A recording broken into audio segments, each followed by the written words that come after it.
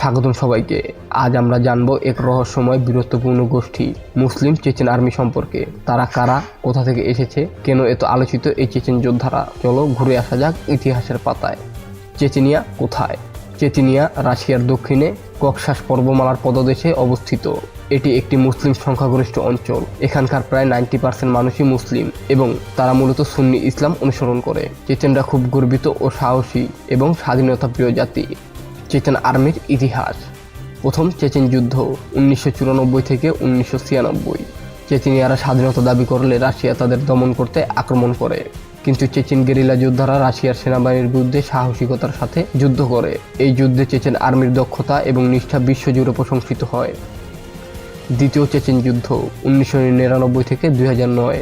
Russia আবারও চেচেনে হামলা চালায় এবং তীব্র যুদ্ধ হয়। এই যুদ্ধে অনেক চেচেন যোদ্ধারা শহীদ হন। আবারও অনেক আফগানিস্তান, সিরিয়া, ইরাক ইত্যাদি জায়গায় পাড়ি জমান জিহাদের উদ্দেশ্যে।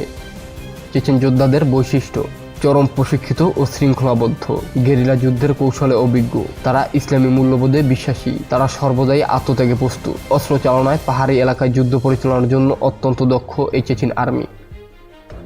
আধুনিক চেচেন আর্মি।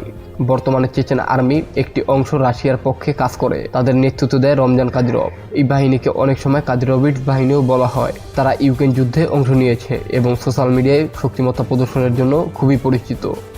চেচেন আর্মির আরেকটা দিক মুসলিম ব্রিগেড। কিছু চেচেন যোদ্ধা বিশ্বের বিভিন্ন ইসলামী আন্দোলনে অংশ নিয়েছে, যেমন আফগান যুদ্ধ, সিরিয়া ইরাক যুদ্ধ, আইএসআইএস বা আল কায়দার মতো গ্রুপে যোগদান। যদিও সবাই জঙ্গি নয়, তবে এই অংশটি বিতর্কিত এবং সবাই এই অংশে একমত নয়। চেচেন আর্মি শুধু একটি সামরিক শক্তি নয়, বরং একটি ঐতিহাসিক ধর্মীয় চেতনার গোষ্ঠী। এটি এরা একটা যোদ্ধা জাতি। তাদের বীরত্ব, আত্মত্যাগ ও স্বাধীনতার জন্য লড়াই আজও ইতিহাসে অনন্য হয়ে আছে। ভিডিওটি ভালো লাগলে লাইক করুন, কমেন্ট করুন এবং সাবস্ক্রাইব করতে ভুলবেন না। কমেন্টে জানাও তুমি কি চেচেন আর্মি ইতিহাস সম্পর্কে আগে জানতে।